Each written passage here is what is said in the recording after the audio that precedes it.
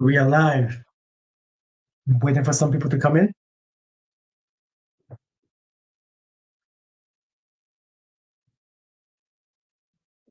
Hello, guys. Welcome to this beautiful, beautiful, beautiful, beautiful day. Hey, Wynette, how are you doing? How are you doing? Wynette, where are you from, Wynette? Where are you from again? Tell me again. Keep forgetting. Would you guys come in?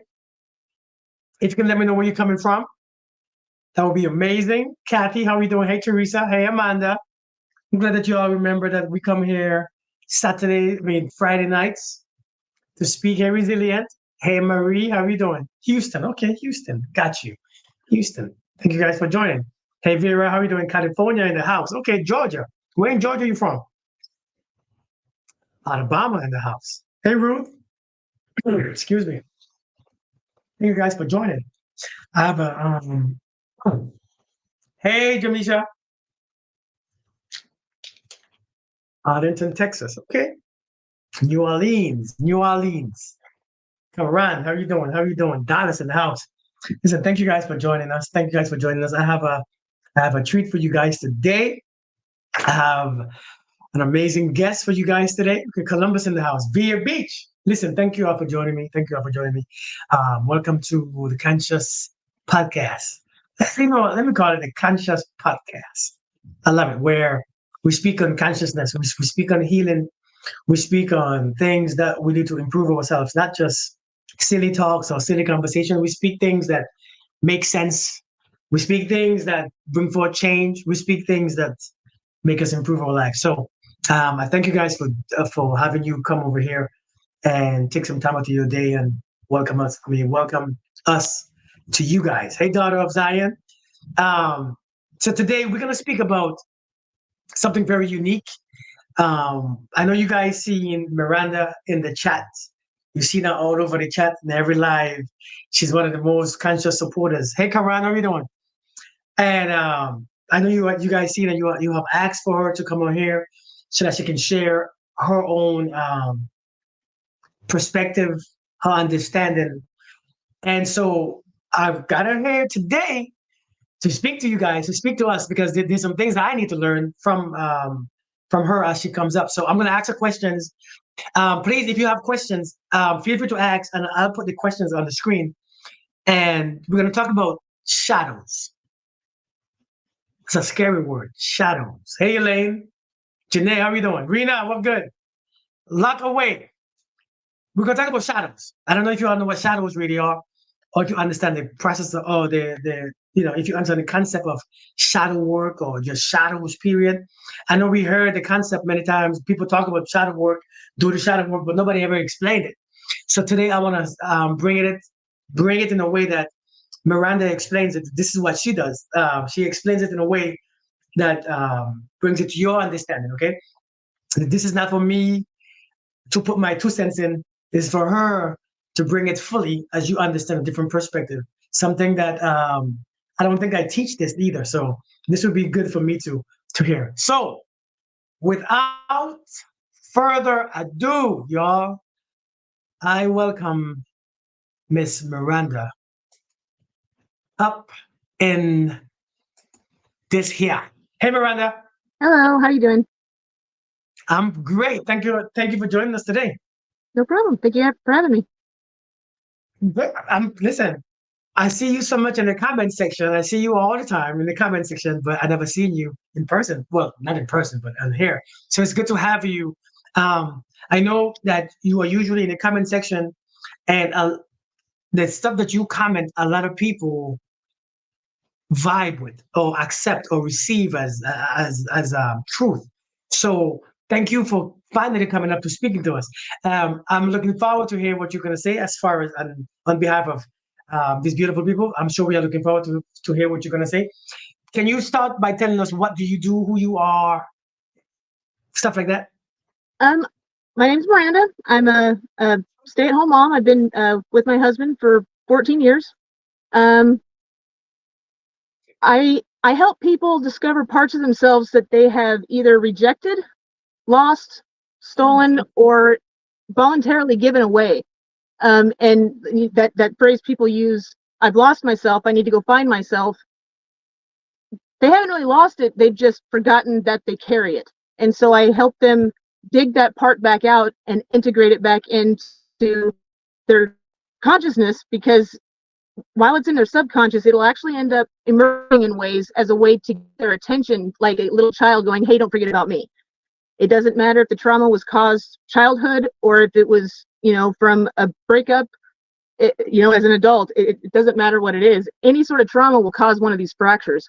And these fractures, if they're ignored because people are afraid to feel pain, we're made to believe that if we feel pain or we have pain, that something's wrong with us. So we hide it from the world because we don't want anybody to think that something's wrong with us. We don't want to be rejected any more than what we've already done rejecting ourselves. And it gives people that's where our insecurities come from. It gives them deep insecurities that affect our lives in so many ways that we're not even aware that that's why we do them. People will say, like you had made a video about a woman that said she didn't like cheaters, but yet she was ending up with a married man, fooling around with a guy that was in a relationship. So she was actually being part of what she said and creating what she said that she actually hates. And that would be a shadow. Yeah. Can you explain how does one create what they hate? As far as, like you mentioned, the woman who says I hate cheaters, but yet she's with one. How does the mind work? Or how does it work that we create what we hate? Like, I know I keep saying we bring what we resist, but how does one create what they don't like or hate? Can you explain that when it comes to shadow work? That's pretty much it. They resist, or they reject it. They refuse to face that part of themselves that causes them to feel pain because of that fear of pain. So what happens is this part. It's like, imagine your mind like a hallway, and there's multiple doors in this hallway. Well, there's a back room, like a storeroom. You'll take this part of yourself and you'll put it in that storeroom and turn out the light and lock the door.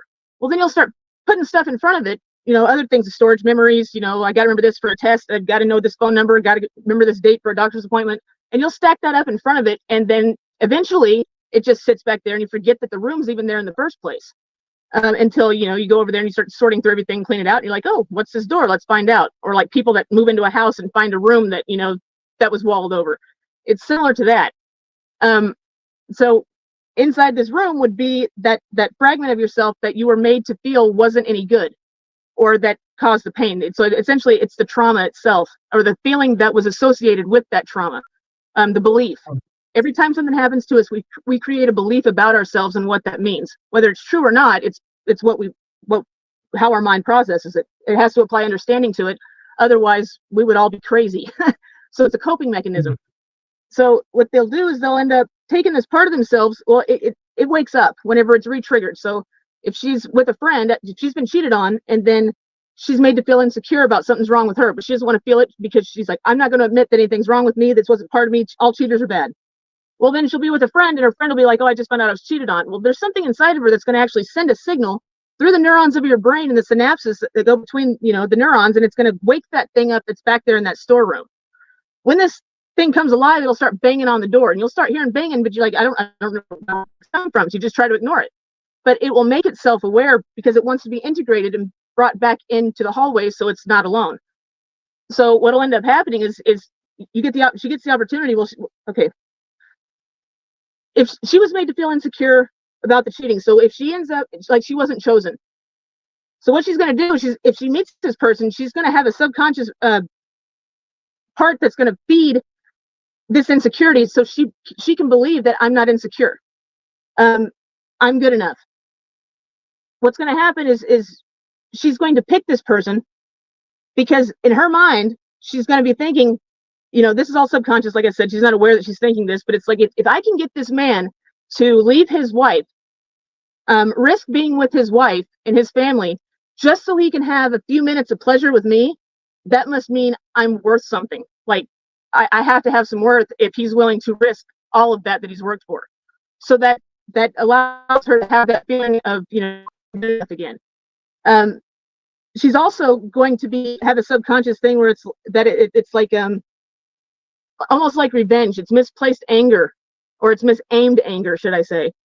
That's like getting back at the woman that she feels stole her man instead of directing it at the man. That's why we'll chew her out, cuss her out, cause problems with her. You're a homewrecker and all this kind of stuff. But come home and, have sex with him and put more effort in than we have ever done, or make him dinner and try to, make him want us instead. So we like start competing with her. So until they're able to be aware that that's why they're doing that, they're going to have that split, because in the moment when the opportunity presents itself, that part's going to take over and they're going to lose their ability to realize what they're doing, or think of future consequences of what it might mean. Well, it's also going to create guilt after that, because they're going to know deep down that they're doing and going against one of their core values, their core beliefs about cheating's not right. And now they know they're doing it, which is going to actually feed that shadow and make it even stronger and bigger.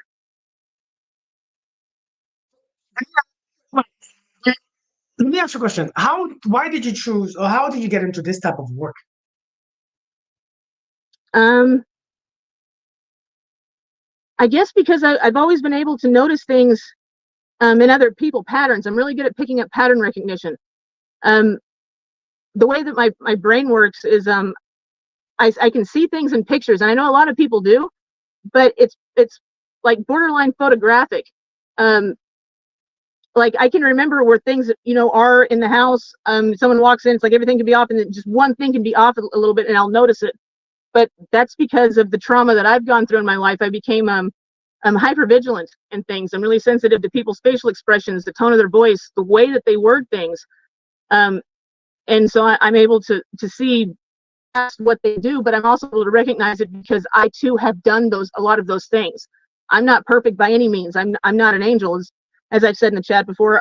However high your branches reach for good, you have the equal capacity for your roots to reach down into evil.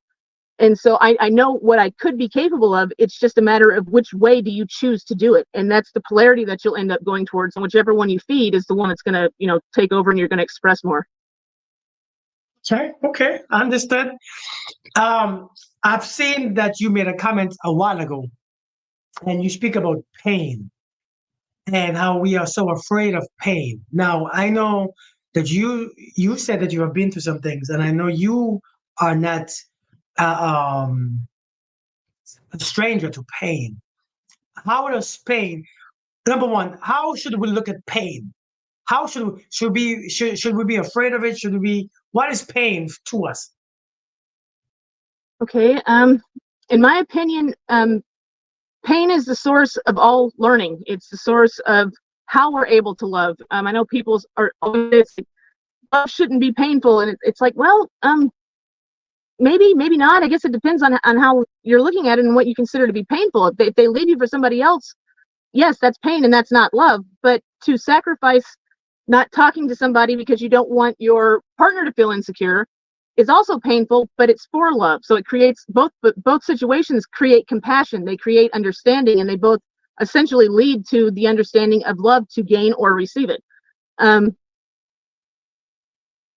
I said, people are afraid to feel pain because it hurts. I mean, your brain does not have any recollection or knowledge that physical pain or mental pain are any different. The same part of the brain actually lights up during scans whenever it doesn't perceive it to be any different. It's the same thing. That's why it ends up having a reaction or a causal to our body with like cancer or physical pain, neck aches, back aches. It's the trapped emotion that we're refusing to acknowledge around those chakra vortexes that ends up distorting the cells in our body and actually ends up creating them to grow in a different way, and that causes the cancer.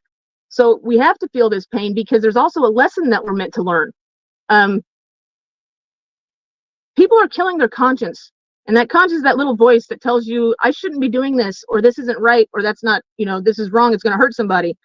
But the more you shut that down and the more you ignore it and do that thing anyway, it ends up just eventually you can't hear it anymore. And it basically that's what a psychopath is. Oh, okay. I was going to ask, so should people shut down their conscience as far? I mean, I think I didn't hear you properly. No.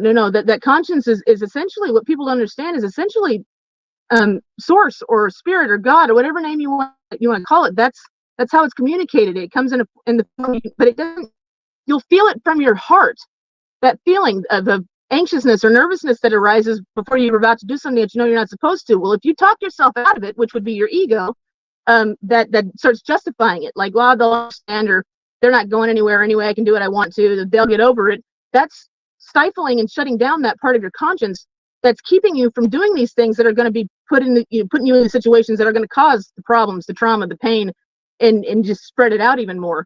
So you might have to sacrifice something that you want or a desire that you want, but you're not going to be left with that feeling of guilt or feeling of inadequacy in yourself, which is actually where, why people can't handle being by themselves, and they need to have distractions all the time.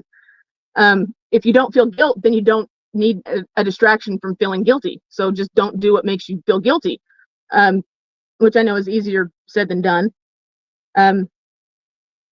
So if we feel our pain and we ask ourselves, why that hurt so bad, and we break it down and we try to understand what belief am I applying to this that makes it so painful. So if I get if I don't get a job that I wanted to get, like, say I want to be a teacher, and so I apply for a teacher, but I lose the job to somebody else that I perceive to be less qualified than me, then I'm going to make that about me, like a belief about me. And they might have a skill that I'm not aware of that they're needed for that class that's more suited, but I didn't see that part. I don't have that piece of information, so I'm going to make it think, well, they must think I'm stupid. They must think that, because I'm experienced, or they might, because he's a guy and I'm a girl. They're going to apply something onto that, and it's going to create this insecurity in them, so they're going to become reactive to it the next time it happens. So if it's like, I used to have a big issue around being treated stupid because I was a girl. I went to school for motorcycle mechanics. It's really hard to explain to a guy how to fix a bike whenever they have a belief that women they don't know anything about engines. And so, that's an example of it that I can think of. So it's like that created this insecurity in me that I wasn't aware of for the longest time, that made me feel like I needed to prove myself to men that I did know these things, or that I was capable of keeping up with them, or that kind of stuff. But I stopped trying to fight my way into like arguing with them and prove to them that I did know this stuff. It's like, if they believed that I didn't know, I'd find whatever and I'd just work on whatever it was. And if they saw it, they'd usually end up being like, oh shit, I guess you were right. I'm sorry. And they'd come apologize to me. And so it ended up, I'm not triggered by that insecurity anymore if a guy looks at me or treats me a certain way because I'm a woman. So, like you said, everybody's afraid of pain. Without pain, is it possible to learn? I don't believe it is. I mean, even just a little kid, the example people use, it's like you touch the hot stove. It's like, you're going to let it touch the hot stove until you get burned, because you can't understand that it's going to burn you until you either watch somebody else do it and then see what they go through, which a lot of people, it seems like we've lost the ability to be able to learn through other people's mistakes too. We have to, because we think for whatever reason, oh, you touch the stove and get burned. I touch the stove, it's not going to do anything to me. But that doesn't work out that way. It still burns us as well, but then we know. But we also gain the knowledge of, well, I couldn't, it's like, I told this person, if you touch that, you're going to get burned, and they touched it anyway, instead of looking at it and going, well, stupid, I told you you're going to burn yourself. It's like, you'll have the understanding also, because you went through it, that, well, just because somebody tells you something doesn't mean you're going to believe them, because I didn't believe them whenever they told me if I touched the stove, it was going to get burned. So that right there, that's two lessons just in one piece of pain. But that's physical pain. You can't not feel it. You have to feel it whenever it's physical pain like that. But emotional pain, we have the choice of whether we feel it or not. And that comes down to self-discipline. That comes down to fear. And if we are able to face ourselves, and most people, they can't. If they face themselves and they admit to these things that they want, and they know what's behind it, then that means they're not going to be able to go do what they want to do and gain what they want to gain through the methods that they use to gain it anymore, because now they're going to know, it's like, well, I can't do that, it's wrong. So now I can't talk myself out of it. I know. So as long as I ignore it, that's my excuses. I keep doing what I want and gaining what I want from other people. Let me ask you a question.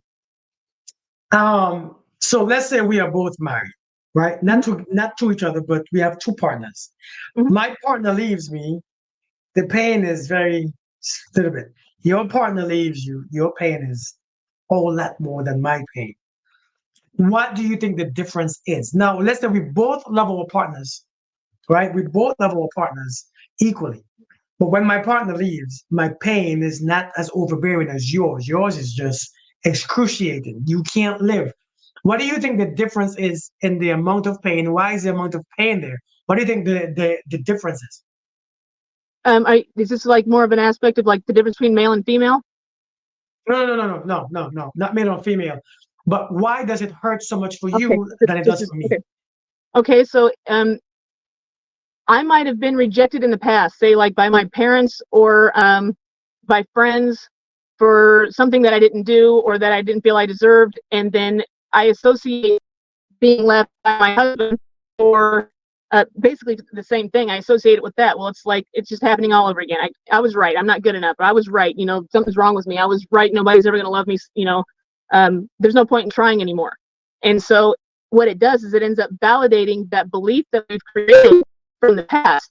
So now if you got left, you might not think that because you still have your parents that have never rejected you like that still show you love. You have your friends that are still there to support you. But I don't have that system. So I'm going to react to it in a way that's way worse than what you're going to react to it as.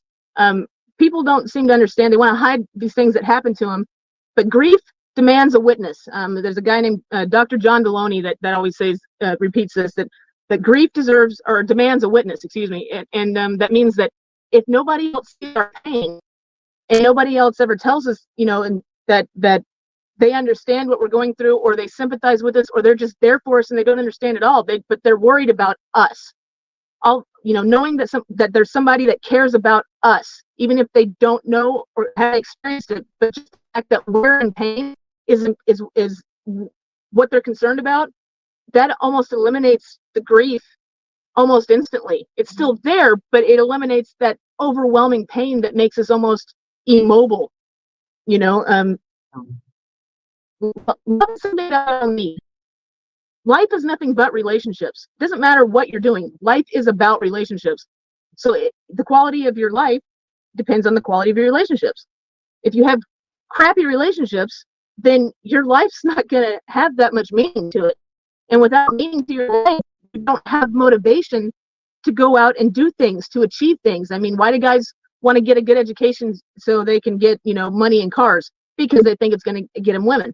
That's for a relationship. Why do kids start like they want to overachieve or do sports or, big grades? Because they want their parents' approval. That's a relationship. Why do we want to do things for our friends or have parties or, help them with their wedding? Because we want that friendship reciprocated to us and that we want them there for it. That's a relationship. So everything is relationships. Even getting a job, it doesn't matter what it is, it can be brought back to a relationship. We're social creatures, and we don't want to be alone. That's why they use isolation in prison as a punishment, because we need people in our lives. And so if we don't have anyone, how about those people who always say, I want to be alone. I want to be alone. I don't really like people. What do you think that's about?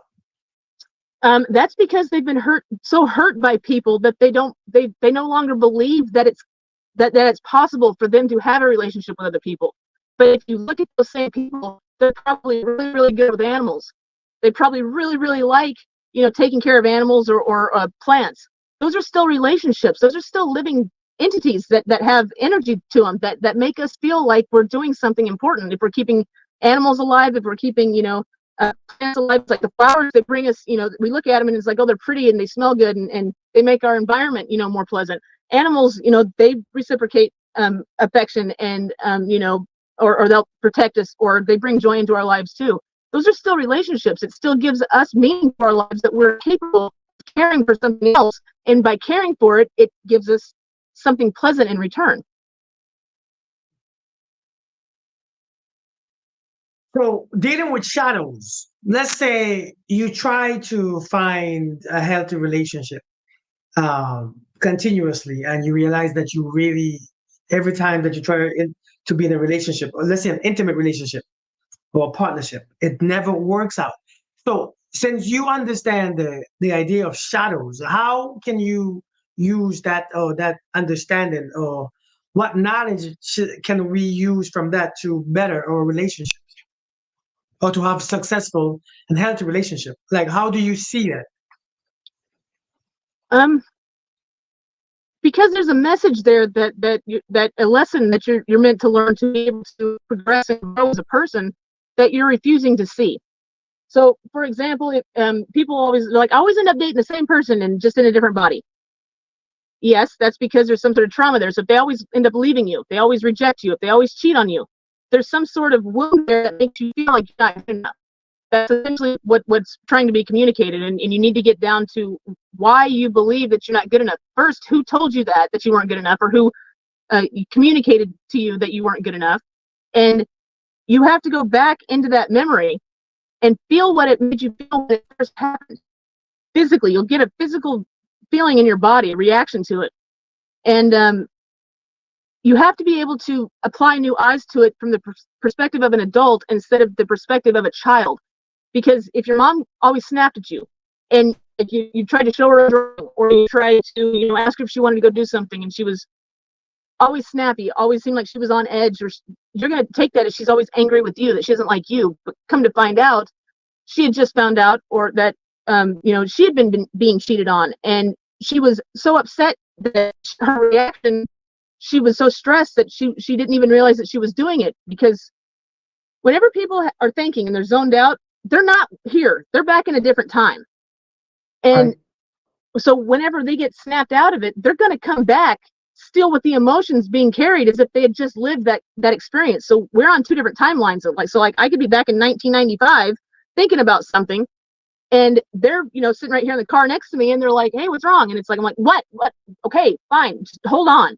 I'm not reacting to them, I'm reacting to the memory that I just came from 1995, not the one in the car. But they don't know that, because they're not in my head, they don't know the memory where I was at. Right.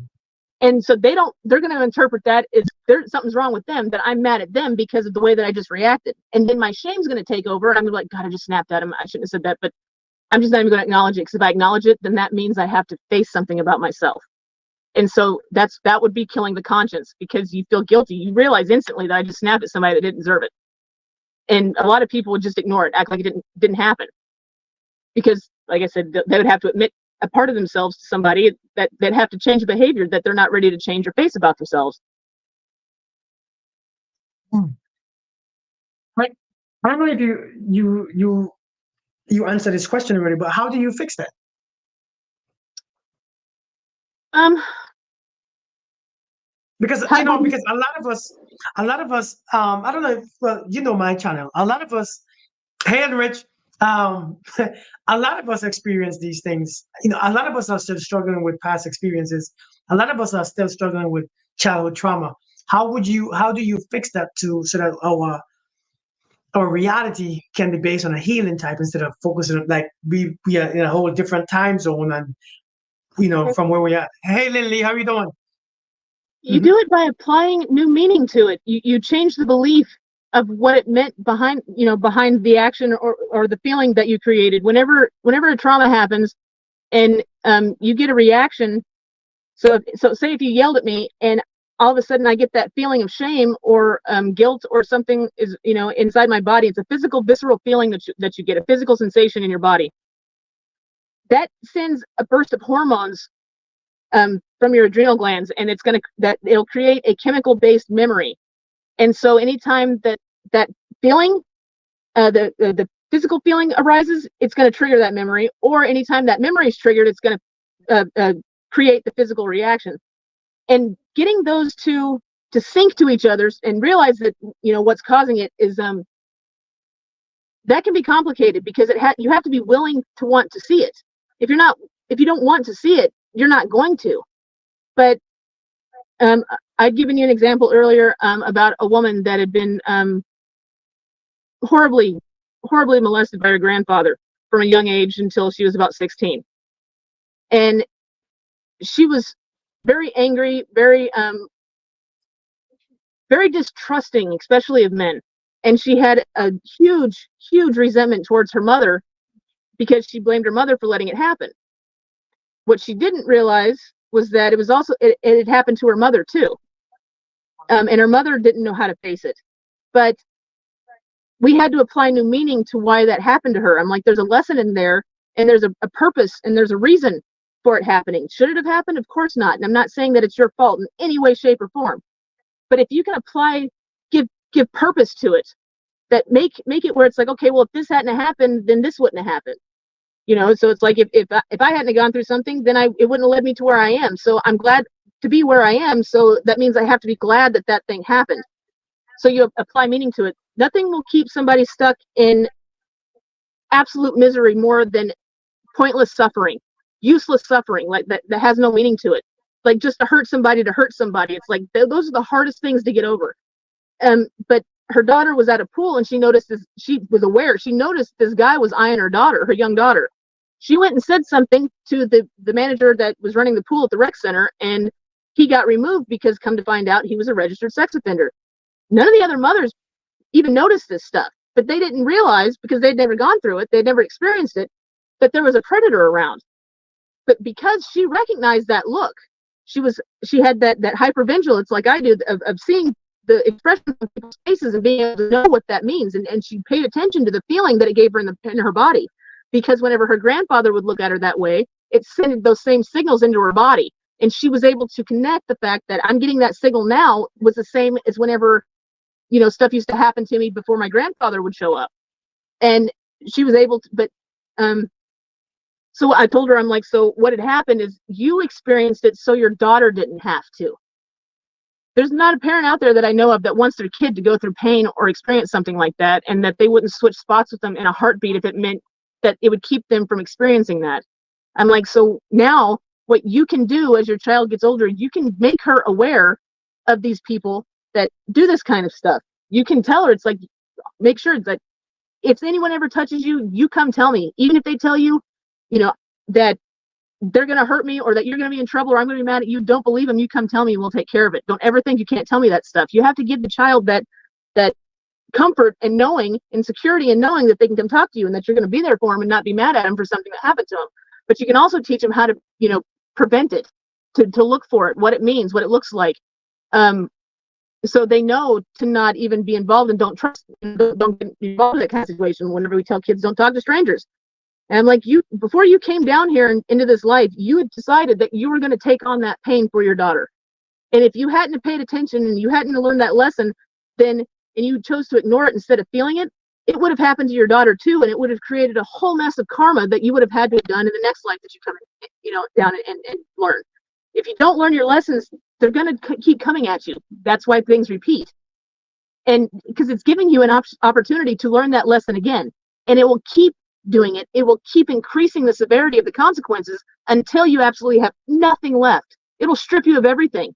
You'll lose whatever it is that's causing you to distraction, that's keeping you from that lesson. Kind of like when a kid, you take away their PlayStation because they're not getting their homework done. So you're going to keep losing everything. If you're refusing to follow your purpose, then you're going to lose that relationship because it's keeping you distracted from doing what you're doing. And the universe it'll take everything away. And I've seen some people go through some horrible, horrible consequences just because they simply refuse to face themselves and apply meaning to the things that they went through. But this woman, after she got done, huh? No, go ahead. I'm listening. But this woman, after I had talked to her and helped her, basically it almost re-traumatizes you. You have to be re-traumatized to be able to re-understand it. So it's like she still had a little bit of resentment with her mother, but she also understood that her mom wasn't as strong as she was. She didn't have anyone there. She also understood that she went through it, so her suffering had purpose. It kept her daughter from getting hurt, and that right there was enough to make her feel like, okay, it didn't affect her anymore. She stood differently.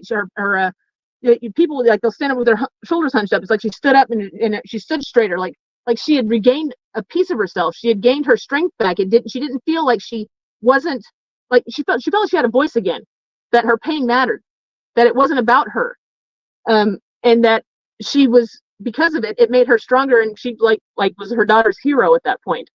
And she had protected anyone else at that pool in the future from also being traumatized, so it spread out like a raindrop and ripples in the water. So I'm like, because of your pain, you carried the pain for all these people now that don't have to experience it. That's a deep concept right there. You carry the pain for everyone who doesn't have to experience it. You know, to be honest, that sounds kind of scary. That sounds, It's hard. Um, jeez, I that do sounds that. kind of You do scary. that. I call them steam vents. You'd mentioned the collective the other day about thoughts, how we get thoughts, certain thoughts that race through our mind, like these intrusive thoughts, and it's like it's kind of a funny one, but it's like, you know, you ever just stood there and you're talking to somebody and it's like, I wonder what would happen if I just popped him in the back of the head, like just punched him in the back of the head. Like, where the hell did that come from? Why would I want to do that? Like, just these weird random intrusive thoughts. I mean, that are completely ridiculous. It's like, I don't want, like, where did that come from? That's part of the collective. It comes down from stuff like that.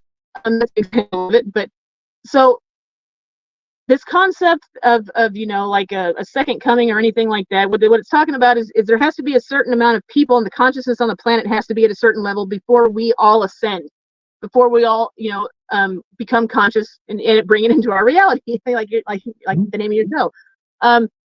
So because people are refusing to feel their pain, there are certain people like me, like you, that are receptacles and containers for the pain of people. That's why we can see other people going through pain, even though we don't know them. We can tell by the look on their face. We can feel in our bodies that something's wrong, like that their heart hurts. And Something's happening. yep. And so, but the problem is that that means that we live between realities. So like a steam vent or a pressure cooker. I don't know if you know what a pressure cooker is. Mhm. Whenever it's Mhm. like that little valve on it that regulates the pressure inside of there. So it keeps it from in becoming too much in the consciousness. But what if too many the collective, if too many people end up um, stifling their pain, that's usually whenever a civilization is destroyed. Every civilization, it follows the same path that they and then it gets taken out. But their consciousness is the one that creates the weather. It creates the earthquakes. It's like it needs to be reset. Every civilization that's ever fallen has fallen the same path, and we're actually creating that as well. Um, but we hold that pain because other people won't. So we release steam, and steam comes from water. So we don't belong in the water because we're steam, but we also don't belong in the air because we're too heavy.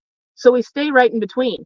But we hold the amount of pain for everybody, and we learn the That's some experiences, deep and stuff. then we teach it back to other people. So because they refuse to acknowledge it, and if they're able to see the pain through somebody else without having to feel it themselves, sometimes they can still get the lesson and then not be so afraid to explore themselves because they see somebody else doing it. Most people, if they're not even Mm. aware that it's there, they can't experience it. They don't even know it's an option because they don't know. Mhm. So we're examples Mhm. for people to show that it can be Mm. done, that you will survive on the end of it, and this is the reward for doing it. And it doesn't matter what you get as far as material possessions. To be able to sit somewhere by yourself and just enjoy your own company is one of the most peaceful, most, you know, I don't know, empowering things that you can ever feel, is to know that you are comfortable with who you are, regardless of what anyone else tells you, what anyone else thinks, because you can see yourself. Like I said the other day, if you can see yourself and look into somebody's eyes and see you looking back at you, then you'll understand. You won't react to the way that they do things anymore, the way that they do it, because you know why they're doing it. You can see their pain. You understand it because you've already felt it. You've already experienced it and processed it. And then you can help them break it down in a way that they understand it, so they're not afraid, because they don't want to do it alone. If they have somebody holding their hand and telling them, I see you, then it usually drops that protective field that they have on them. Um, for example, if there was a friend that they're like, they had used heroin, and I'm like, what's the good parts of using heroin? What benefits is it? Because I mean, it's like there's got to be some sort of like positive thing that you're perceiving from this, and so they'll start listing off all the positive things. Well, after they get to the positive things, that's usually whenever they become aware of themselves. You don't even have to provoke it out of them, and they'll go, yeah, but it's not all great. There's these things that happen, and there's this that goes along with it, and then they'll start, just, you don't even have to ask them the bad stuff. You get that out of them by asking them, what good does it do? Oh, well, it makes me feel all warm. It's like a big hug, and it's like, man, that must be great. I could use a big hug. It's like, no, well, yeah, it's great until you start coming down, and then so it's like but you introduce the good. If you introduce that it's bad, then they're going to perceive it as you're associating them as being bad instead of the Mm. consequences as being bad. and it's going to make that wall even thicker, and they're going to get defensive. Let's go in a whole. We almost been here for an hour already. Let's go to a different direction. I Okay. want to go to another direction. We spoke earlier about loving yourself, Well, and you said something that I wanted you to explain a little bit more. We say, what do we say? You can't love anyone until you love yourself, right? so We toxic. speak about that a lot, and speaking about shadow works and stuff like that. Now, as far as your opinion or your experience with this, what do you think about that statement? You can't love someone until you love yourself, or some, those things that we say. I think that's incredibly toxic and incredibly damaging to people that are experiencing a lack of self-love or self-worth, because it's like, well, I can't love you until you learn how to love yourself. So sorry, like that's how do you think that would make you feel? It's like if a child's coming up and asking you, like, can I have a hug, and going, no, I can't hug you until you go over there and learn how to hug yourself. Like, of course it's not going to happen. It's like, you're going to give the child a hug, and show them that you care, and help them fulfill their needs. Self-love is, or getting our needs met is a form of self-love. So if we have a need to be loved or experience love in a relationship, then seeking that love from somebody else outside of us is actually a form of self-love, because we are trying to get our needs fulfilled. No, that's a whole different perspective. Can you say it again? Because I actually like how that sounds. Go ahead, say it again, please. Okay, so it, fulfilling our needs is a form of self-love. In order to fulfill our needs, if our need is to have a loving relationship with somebody, seeking a loving relationship is actually self-love, because it's fulfilling our need. It's very interesting. You can't just come in, Sam. You can't just say, I don't have that need anymore. Can we hug? Bye. Have fun, baby. Sorry about that. But you can't make things, make yourself feel better by just deciding, I don't have that need anymore. It's like people need love more than they need. I mean, if you're like, people need food and water, but whenever people have gone through a huge loss, I mean, you've seen it where they can't eat, they can't drink. It's like they lose a bunch of. It's like, so they're actually overriding love. The need for love, or that need for connection, is actually overriding the need for food and water. Like, it'll shut it down. So that should tell you how important it is to have connection, to have love in your life, if it will actually shut down our need for food and water. It's to me that not only that, we learn how to love ourselves based on how other people treated us. If we were always treated like we didn't matter, then how can we feel like we matter? Or the things about ourselves that we don't like or reject, or that cause us to feel insecure, usually is healed by somebody else seeing that part of ourselves and accepting it and liking it. That's how we're able to start liking that part of ourselves. So like if you have a hair that you don't like, and you've always been insecure about your hair, and you end up moving somewhere where the culture, it's like they like your natural hair. It's like, and you start, all of a sudden, it's like, you're not going to feel insecure. It's like, you'll start wearing your natural hair because they like it. They're like, that's a part of you that they accept and they like. So that because of them accepting it, you're able to accept it in yourself. So sometimes we have to have examples of other people loving us and telling us that we're worth it before we believe that we're worth it. So for people to say, it's like, you have to love yourself, you have to heal yourself, it's like, you can't heal yourself outside of a relationship if the wound was caused in relationship. You have to experience the opposite of what you've gone through to heal. So if I feel rejected by everybody, in order for me to heal, I need to be accepted by somebody. I can't just accept myself and be okay with it. Lord, have mercy. Listen, listen, listen, listen. Listen, Linda, listen, listen, listen. That right there. Thank you, Annette. That is some gems right there that we don't, many of you don't hear that a lot. Like, you don't hear that type of stuff because nobody says these stuff. But I think this is very important that you are saying this because it hits it. It Go ahead. Go ahead. Keep going. I don't want to interrupt you. Go ahead. The reason why that it feels good because our people have that belief in the first place is because they it's empowering to think that we don't need anybody else, and it's part of that illusion and that coping mechanism that makes us not have to face that part of the pain. That's essentially kind of what I was talking about with the shadow. It's like the self-love and the shadow and how we act. It's all interconnected. It's all how we treat each other, the beliefs that we have, the things that we want.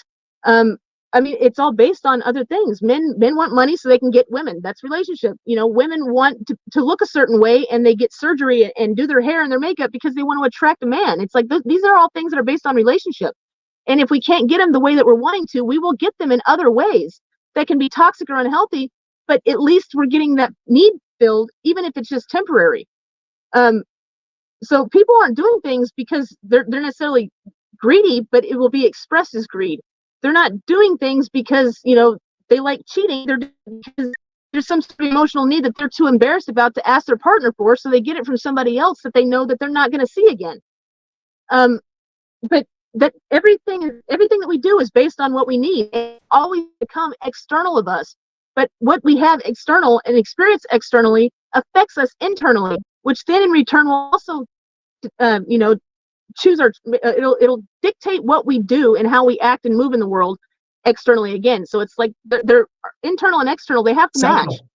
If they don't match, then that's where the chaos comes from and the confusion comes from, and essentially back to pain, because through the pain is where we'll get the lesson, and you'll keep feeling pain and being put in situations for pain. It'll just keep going. It just cycles. Everything's cyclical. Seeing these patterns is and just being aware that there is the first step. Understanding how things work and is understanding yourself. If you don't know why you do the things you do, then you're never going to understand or correctly perceive why other people do the things they do, and it creates a perception. You can perceive something, and then a perception. A perception is what you can feel, what you can see, what you can witness, what you can touch.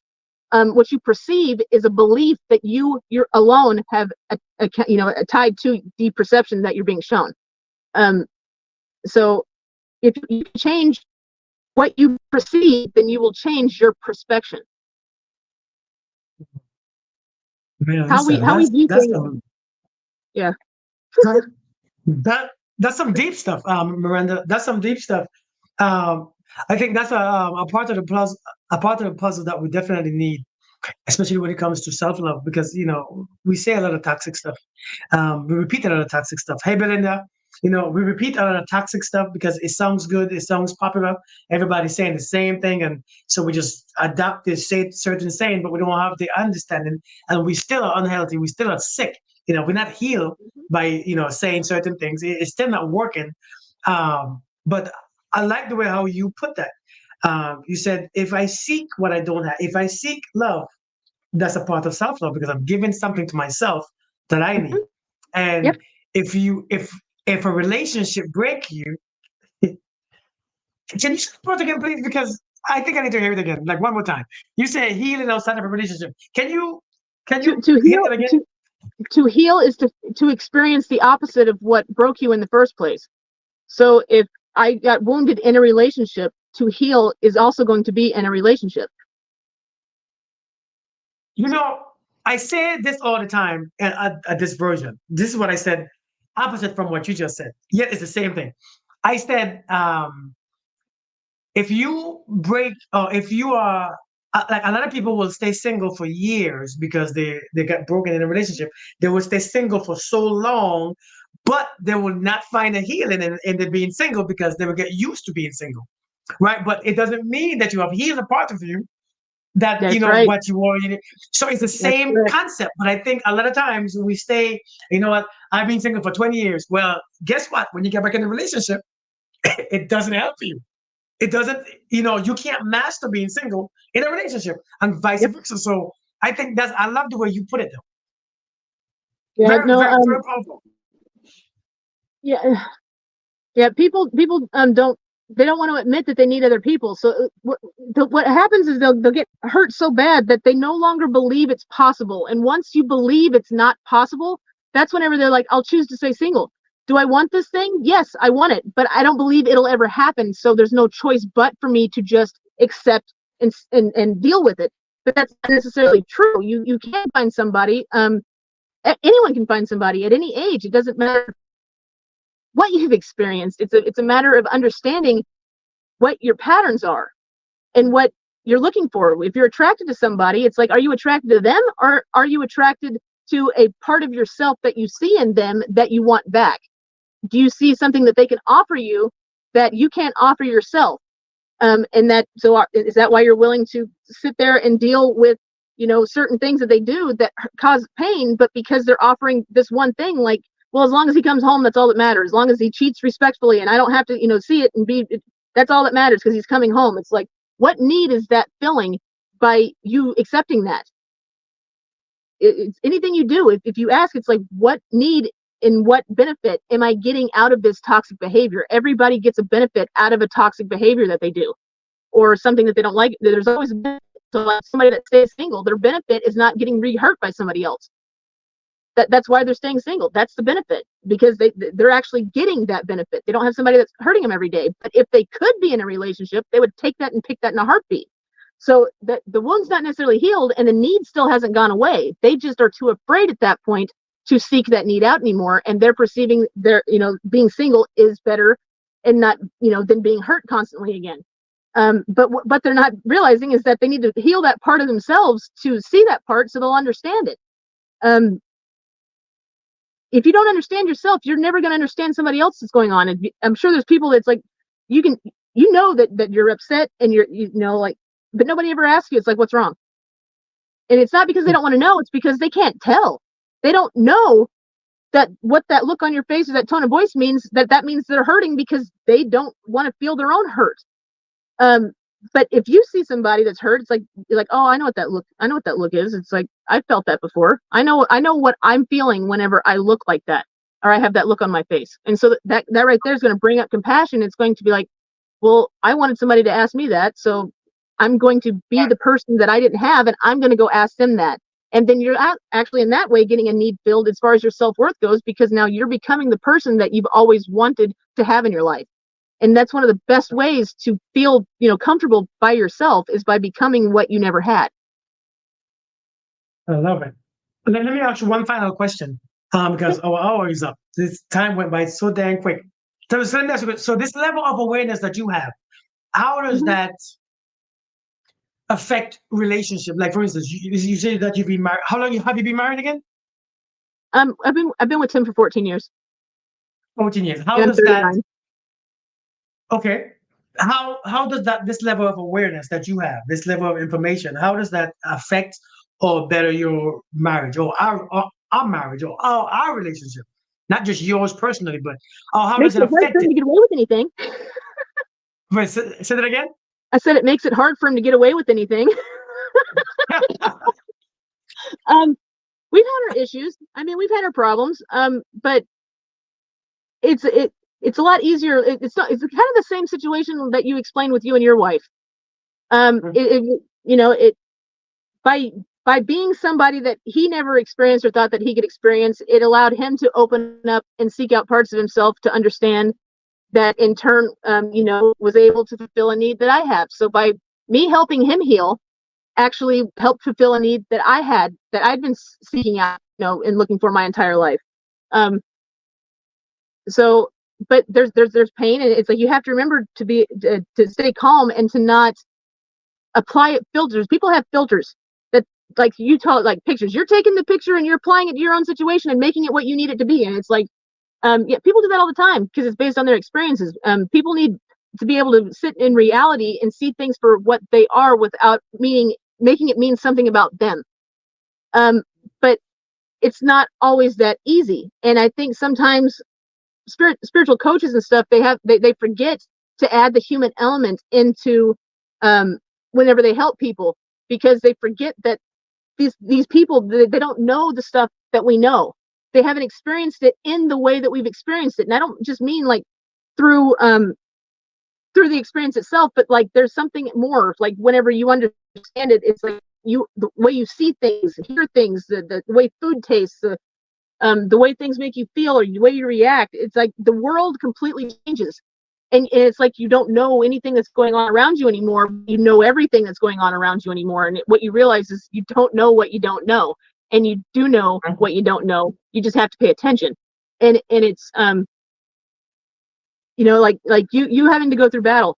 It made you see parts of yourself through other people's experiences that you didn't even realize, and that's part of what helped. But it was all in pain, and because of that, you were able to see it in your wife also, and have an understanding because she's going through things, and you were able to show her those parts of herself, and then show her that you still loved them, that you still accepted them, and it changed how she felt about herself. It made her softer. She was allowed to be softer with you because she didn't have to hide who she was in front of you.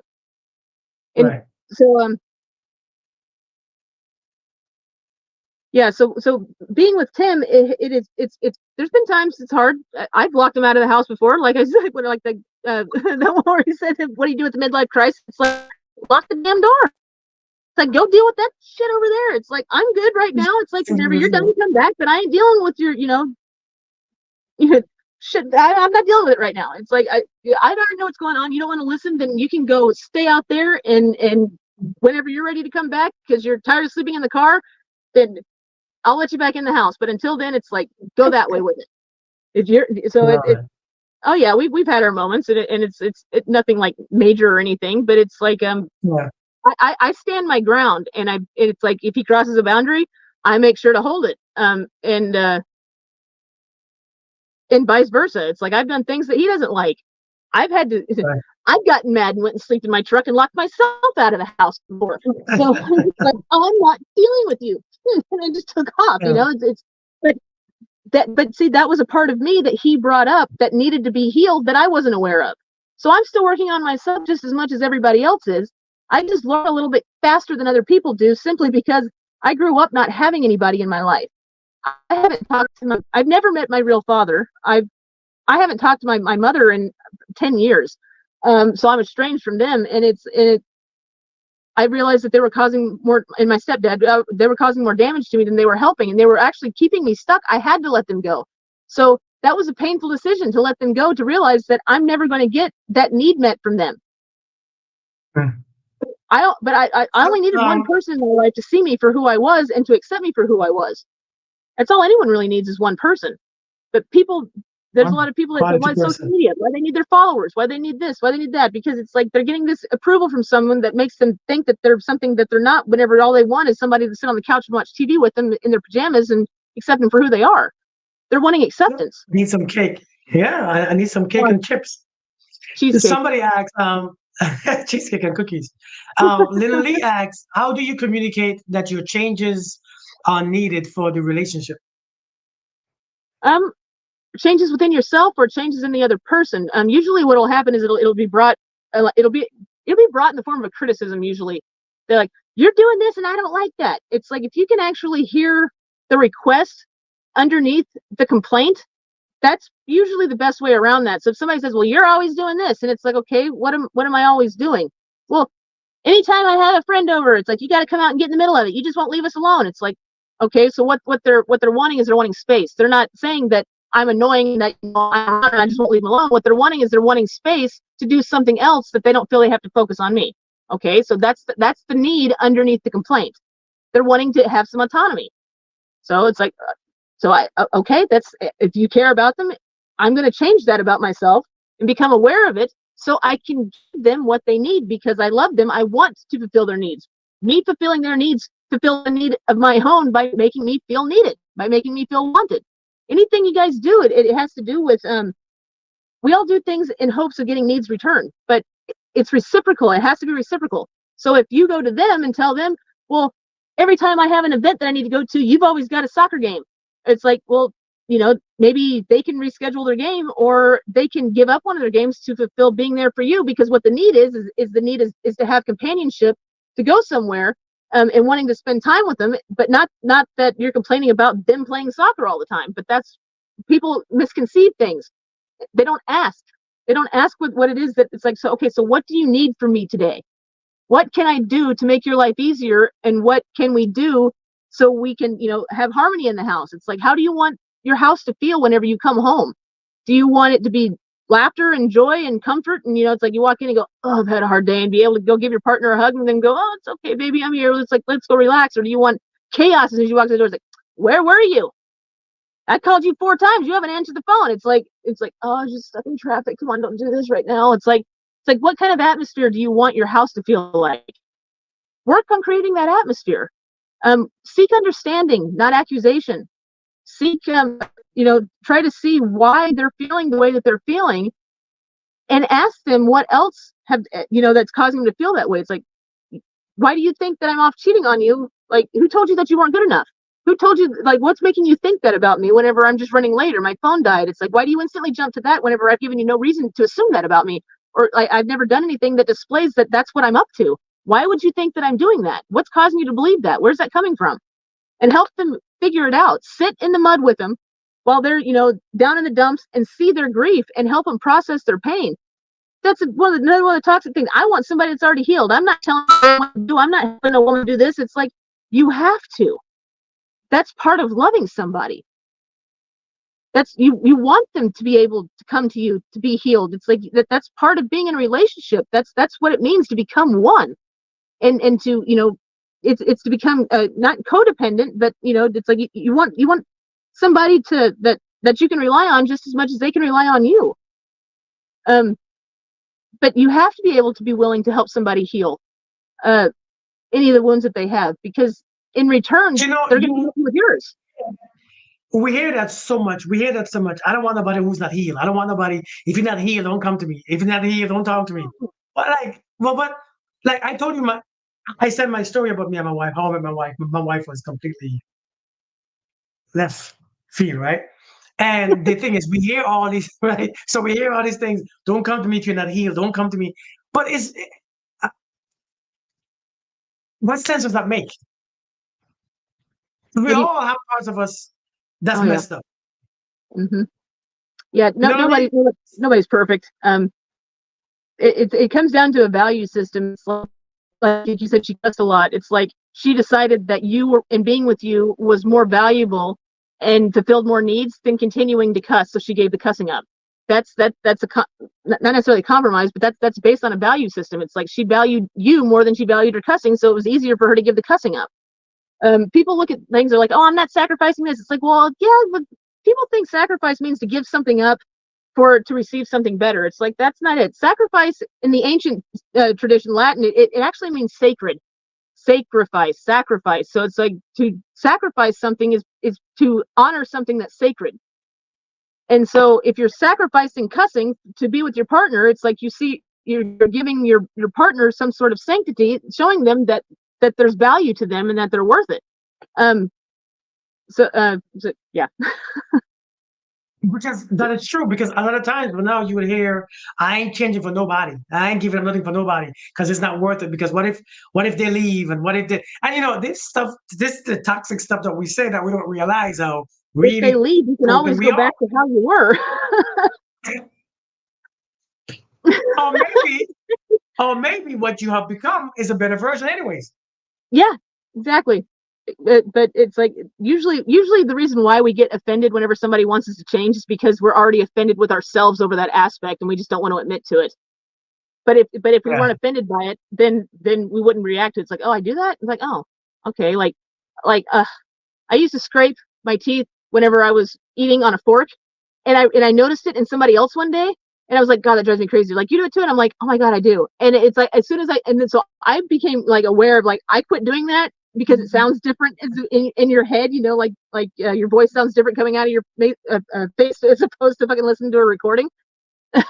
Well, wasn't hearing the fork scraping on my teeth, but I could hear it on the person that was next to me eating. And it's like, I realized that, and I was like, oh, well, I don't do that anymore. But now whenever they do it, it doesn't bother me anymore. So it's actually something about myself that I didn't like, that I was picking up and seeing in somebody else, like a mirror. So that is mirror effect. That is the mirror effect. The things that we hate in people is usually the things that we try that we see in ourselves, or the things that we hate about in ourselves. It's just It's just so much mirrors that's there. And if we pay attention, we'll see ourselves a lot clearly. But I don't think we Yeah. pay attention to the inside. We only focus on the outside, but it doesn't reflect anything about us Well, that was many why I times. sent that list of the seven different ways, because it's like it's anything if you apply it, just watch. If anything that you do to help people with or a problem that they have, it will apply to one of those seven mirrors. Um, so it's like, and what I see most of the time is people are in a relationship, and all of a sudden they get this like crush on somebody in the office. Pretty much like 100% of the time, it's because they're seeing something in that person that they themselves have lost, rejected, or had taken away. And so because once they see that in them, they're like, oh, they're so bubbly, they're so giggly. It's like, yeah, well, I used to be bubbly and giggly too, and I'm not like that anymore. So I'm drawn to that aspect of that person. That's why I end up seeing. I mean, we automatically assume that it has to do with romance or love or sex or something like that. Whenever it's like, no, you're seeing yourself, and that's what you're attracted to, because it's that shadow trying to say that direction. That's the piece we need. We need that back. I'm right here. It's just trying to get your attention on stuff. Um, if you don't pay attention to it, though, it's going to come out in your behaviors, and you're going to find yourself basically being a hypocrite. If you find yourself being hypocritical in a lot of the things you say compared to the things you do, then your shadow's trying to get your attention. Okay. So this is the list that you sent. You sent me these seven things. By the way, I spoke to Miranda earlier, and these are the list that Miranda sent me. Number one, in you, I see me. That's in parentheses the unconscious and unaware aspect of myself. Number two, in you, I see my biases and my judgments, often in big internal emotional and energetic reaction. In you, so I guess this is when um, somebody does something that creates a reaction, kind of the way how you judge, the way how you have certain biases. Number three, in you, I see my lost, forgotten, taken away parts, often a sense of loss or vague emptiness. In you, I no number four, in you, I see my lost love and unfinished relations. This can lead to compulsive repetition in relationship or addictive behaviors. Number five, in you, I see my unconscious parental imprints. Shit. That's a In, bad one. Yeah.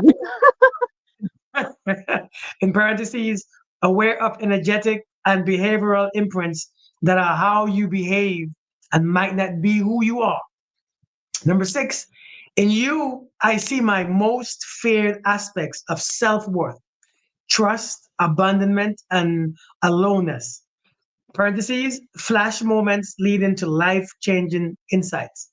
Flash moments changing to life changing insight. And last one, in you, I see how I am me. In you, can you explain that one? In you, I see how how I am. In you, I see how I am me. That's the one where I was explaining that. So I can, like, because I've experienced pain, I can see that same pain in you, but I understand it, and you don't. So through me, I can help you understand yourself, or vice versa. It's like, or it like, um, if he's doing something that I don't like, then or he's in pain, I can actually, by helping him with his pain, I become aware of pain that I didn't know that I have, and so that's reflecting back to me. So it's like we're able to heal each other by helping each other, by seeing each other. It's like that's being able to see through their eyes and see who I am in through their eyes. So it's like that part of the reasons why we love our partners and we're able to fall in love with our partners is because of who we think they think we are. So if they're treating us a certain way, it's like, well, they love me. It's like they think that I'm honest. They think that, I'm good for them. They think that, I make their life better. It's like believing that that's how our partner thinks about us is actually part of what makes us want to be around them and fall in love with them more, because we're actually falling in love with aspects of ourselves through their eyes. They're making us feel good about themselves. And that feeling of feeling good about ourselves is what keeps that love and that attraction going. It's the passion. Yeah. One thing I say when it comes to that, what you just said, is that when somebody really loves you, a lot of times you will love yourself even more, because they're gonna see, like, wait, you love this, or you love me even though I have this, and even though I speak like this, and then it makes you, like you said earlier, like you said earlier, you said, shoot, It'll you help said you accept something, aspects of yourself that you had rejected, and so that's part of right, how you end up loving yourself. It's like, I hated this part about me before, but because you love it and you tell me there's nothing wrong with it, I'm now able to accept it. right. I love that. That is factual. That is because that's what love does, right? It opens up. When people really love you, it makes you appreciate yourself and it inspire you because they see something in you, and you begin to see it too. And even if you can't see it right away, like damn, for real, like that for real. And Like and, you love this, so it makes and you even become yourself even more. and as a side note, this is why women usually end up falling for people that play them all the time, is because men know this trick and they know that women will fall for it. So they'll start telling them aspects of themselves that they want to hear. And the women fall for it instead of listening to their actions. We listen to the words. And it's like, Mm-hmm. oh, somebody sees us how it's like they're making us feel good about ourselves. And that's where we're drawn to. And that's what we're attracted to. And once they realize that they've got us like that, that's whenever they start acting out, because it's like, now that I've gotten her emotionally connected to getting her validation from me, now I can go do what I want to, because she's going to try to get back to that point and get me to try to, continue to validate her. So as long as I do it, intermittent reinforcement, that's what that is. It's like, it's kind of like, it's the same that play the slot machines. They don't know when they're going to get the prize. So the men will actually start doing this with women. So that's a little side note on that. Pay attention to for the ladies out there. So somebody's asking, can you explain how to send my partner the frequency that I see you without speaking? um,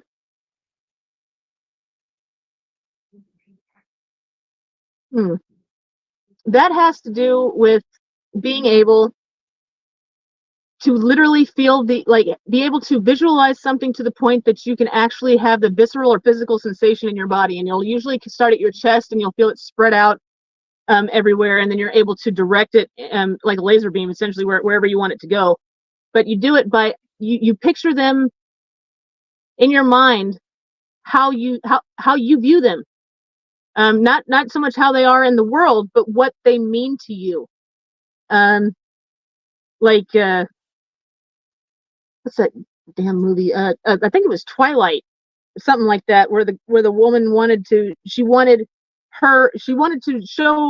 the guy that she was in love with how she saw him through her eyes. She wanted him to know what he meant to her, how she viewed him, because men can be insecure about things and not see it in themselves, but they also don't realize that we see them as totally different than who they believe themselves to be. And it's really hard to Mhm. communicate that to men sometimes. They don't believe it. But that's why they hide a lot of themselves and their vulnerabilities, because they don't want us to see them or think of them as being something different than you know what we think about them. If we love them to death, they don't want to change that opinion. They don't want to change that view. So they're really afraid of being able to express things. But you have to be able to visualize it and actually step into it in your mind, um, how he makes you feel, and then you take those feelings and then you can envision it coming from your chest and expanding all around you like an orb, and then take that energy and then in the form of light and then send it straight into his chest.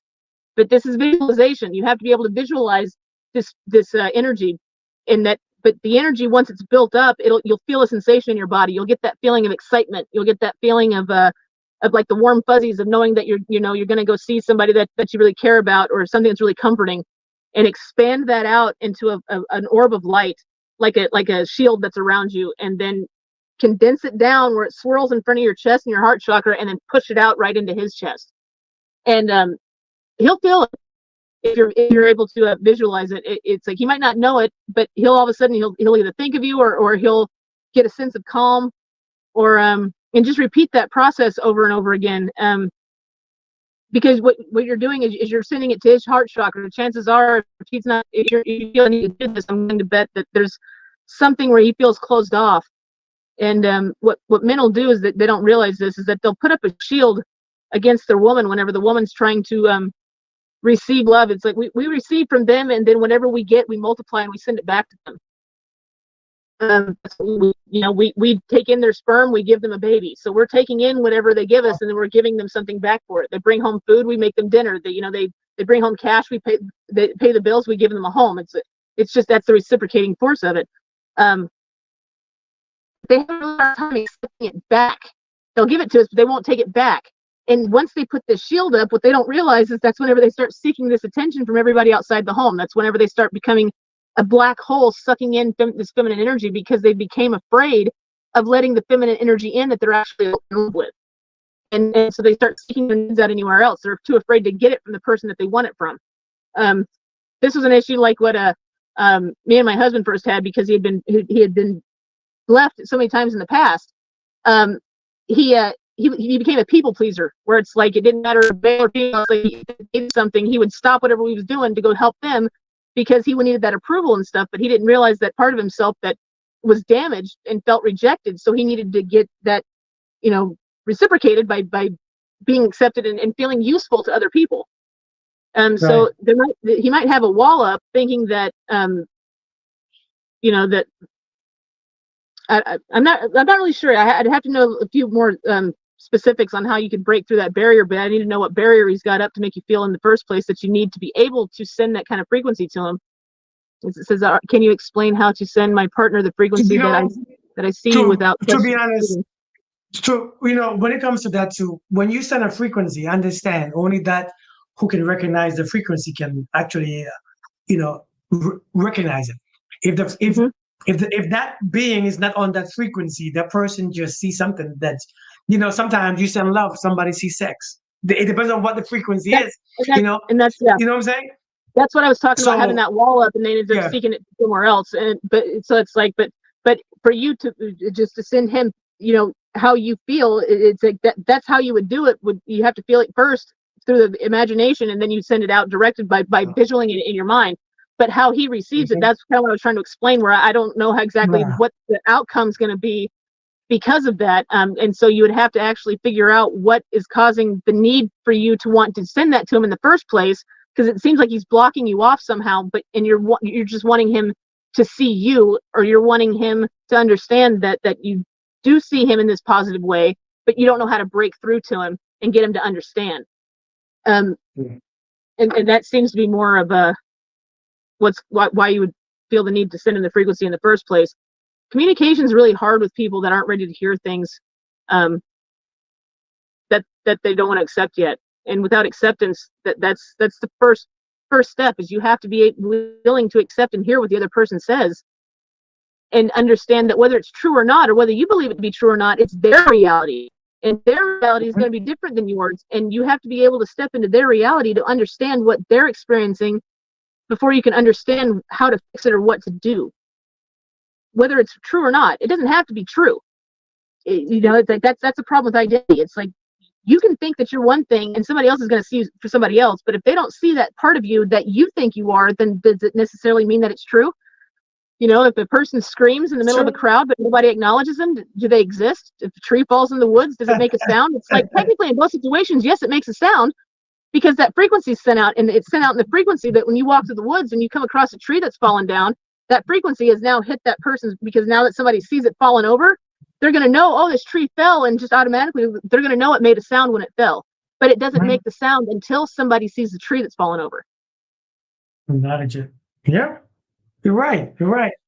Listen, man. Listen. This is a lot of things for people to take in. This is a lot of stuff that people gonna take in. Listen, I appreciate you coming on this show and speak about this. You know why I like this type of topics is because it brings a different perspective from the stuff that we hear on a regular basis, from the same things, the same redundant stuff that we hear, and it's not causing healing. It's causing more chaos, right? Because the things that's going around that we hear on social media, it causes more chaos. It causes more insecurity. It causes more seclusion. It causes more people to hibernate in their own place and don't want to come outside and don't deal with people. So it's very great. I don't know if that's a good word to use, great, but it's very amazing to hear a perspective from this person who have been through their own suffering, from being through their own pain. Because I remember when you spoke to me earlier, you said you have been through more pain than the average person. And I think sometimes you go through so much pain that you're not afraid to feel pain anymore. And when you're not afraid to feel pain anymore because you know it's a part of life, that's when you become free. And I believe in my heart, that's when you become free because you have been through it. You have seen it. You have faced it. You have touched it, tasted, experienced it. So it's like, now I'm not afraid of pain. But I think until we get to the point, pain will stop you every single time. It will make you question yourself, your desires, your purpose, because pain is supposed to be there. It's supposed to be there. It guides us. Like when the Bible says that rod and thy staff guided me, it comforts me. That you gotta get your ass kicked. Like you gotta get your ass whooped. It's Yes, hard for I us. agree. I totally agree with that. The point of alchemy is you have to completely destroy what's there to rebuild something new. It's a complete transformation of something else. People don't realize, like a caterpillar, it turns into a liquid inside of that cocoon. It completely dissolves to become something else for the cells to be able to reconstruct themselves into what it needs to be. I can only imagine how painful it is to be liquefied inside of a box and then turned back into something else. But it's worth it at the end. They emerge more beautiful and at the end. It's no different. There's parts of yourself that you'll discover that needs to be burned off, that needs to be, thrown away so you can add new parts to yourself. It's like it's a lot of um, and it is painful having to basically realize that you're not who you thought you were, um, and there's parts of yourself that aren't acceptable to yourself or to other people that you need to change about yourself to be better, and fear that you Yeah. have to go through and things that we just have to do. It's like you have to have a purpose to be able to feel like you have any sort of worth. And if you don't have a purpose and you don't feel worth and you're not willing to face that, it's like, where does that leave you? Hmm. You're right. And that's what causes people to get lost. That's why they have to go Mhm. find themselves. The only problem is they're too afraid to explore their own mind because you can't find yourself outside of you. That's right. That's right. But so that's why I was interested of your part when you talk about pain, because pain is very necessary for growth. It's very important. I think it's one of the most important aspects of growth, of understanding, of compassion, of empathy, sympathy, of love. It all comes together. Without pain, there's no. It's just not. It doesn't exist. So, um, I think when you are afraid of pain, it is just you're afraid to experience. You're afraid to walk that full stride. You think something's going to happen, and it stops you from actually experiencing life at its fullest. And I will encourage people, man. Don't be afraid of pain. Um, you know. So someone is asking, listening to her is provoking deep emotions. Does Miranda do personal guidance? What is her contact? Oh, actually, I usually just help people that I meet in public. It's a lot of it's with strangers. I've never set up a contact. But how about this? What I can do is, after the live's over with, I can set up an email because it only takes a couple seconds. That's separate from my personal email. And if you want, you can attach it in the details. So if people have any questions or anything like that, I don't mind getting a hold of people. But I've wanted to become a life coach and I've wanted to do that kind of stuff. I haven't really known how to do it. And like I also have insecurity still around stuff, and so I haven't. Yeah, that's actually one of the things that I've been trying to work on too, is becoming brave enough to do something. Like I came on this live to show my daughter that sometimes you have to do things that you're afraid to do, in order to do what's right, or do what's you know to help other people, or just to be able to face your fears some, because she's really afraid of public speaking and going up in front of people, like to the point now where it's almost like debilitating to her. And so I wanted to be an example for her. But I can make the email, and then if you want, maybe put it in the description after it's over. If you're, I don't know how to do that, but Yeah, so what you can do is this video will be posted on Facebook, on YouTube. Just go and just comment the email, okay. so they know that it's gonna be there. So just put under the comment the email. So reach me at and put your email there under the video or in the comments so that they Yeah, can see it when they log on.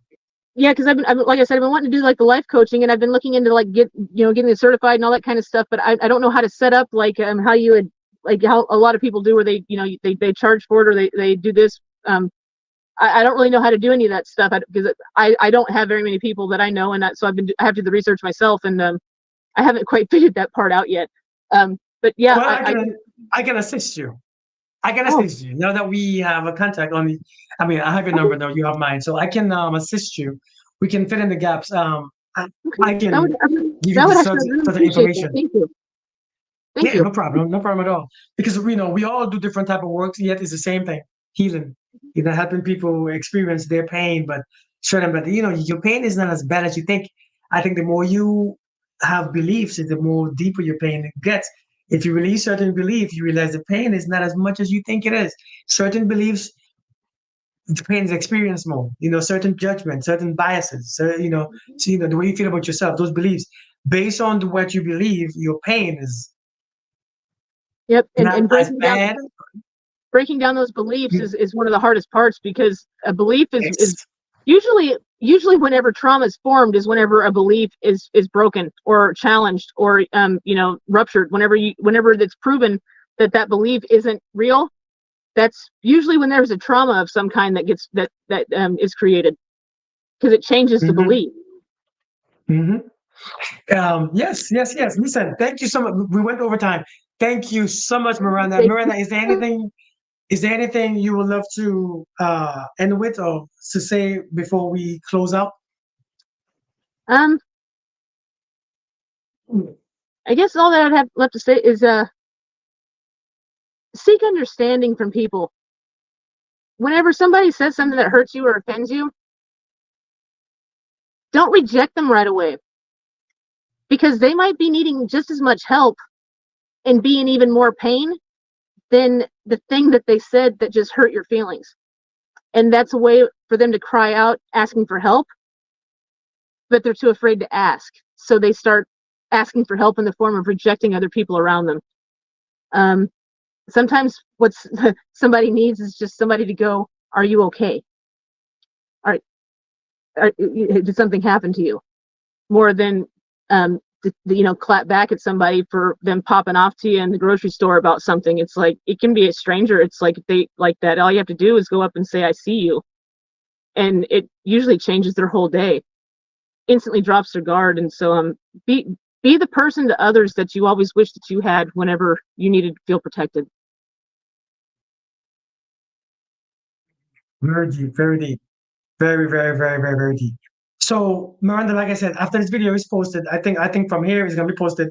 If you could go in there and just put the email that you're gonna make, so that those who wants to contact you can contact you, Okay. and then we'll see where it goes, and then we'll speak about how to set up or how to start some type of um, life coaching stuff. If that's what you need, I'm here That to would be assist. awesome. Thank you. Yeah, I do. Listen, I do a lot of things. I'm a man of many. I don't know if it's talents, but I don't know what it is, but So thank you for joining us today. Thank you for joining us. Thank you for joining us. Thank you so much, I think everyone. I have learned some things. I have seen different perspectives in what you say. I know I'm gonna cut out some parts of this and post on my other platform, because I think some things are very interesting and very important, very awakening. So I appreciate you for coming. I know somebody said earlier, somebody, I know they was joking. Somebody said, "Ooh, Kirk, you have competition." We're not competing. Okay? We all have a piece to the puzzle. Even you, all right? Even you have a piece of the puzzle. I have a little piece. She has a little piece. So it's not a competition. Okay, this is not an ego Oh thing. God, This no, is just no. collaboration.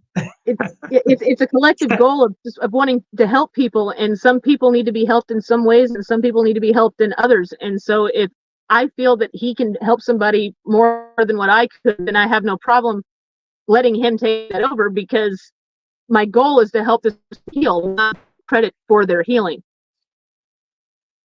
Mhm. There's 8 billion of us. There's not that much of us. There's 8 billion of us on this planet. Ain't that much people who doing the work. So Mm-hmm. no, yeah. There's So listen, not that thank you many for people coming up. doing it for the right We reasons. Right, right, right. Thank Yeah. you for coming up. I appreciate you.